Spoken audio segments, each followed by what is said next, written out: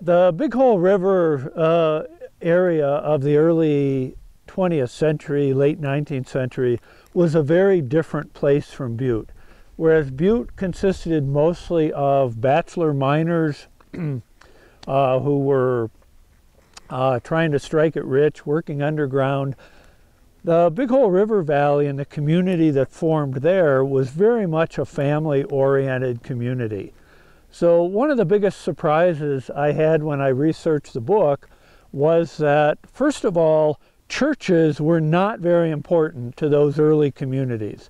That was not even on their list until oftentimes the second generation of settlers. However, the initial homesteaders, these young men and their wives and their children, their top priority was a schoolhouse. And they were quick to build these schoolhouses. They were quick to vote taxes on themselves in order to pay for free public education for their children, for their neighbors' children. And also, as an interesting part of that story, the young female school teachers that came in to work at these places often became brides of the young ranchers.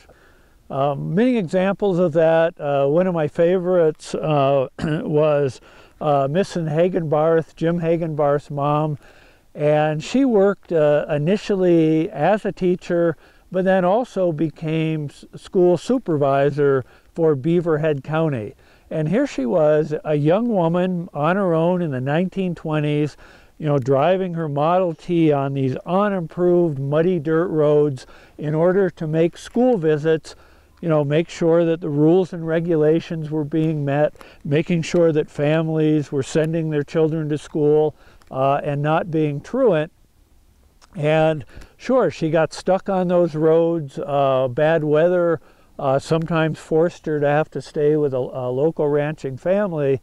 But the pride and the independence of those young women that helped settle the Big Hole, often became rancher women themselves, is an incredible story.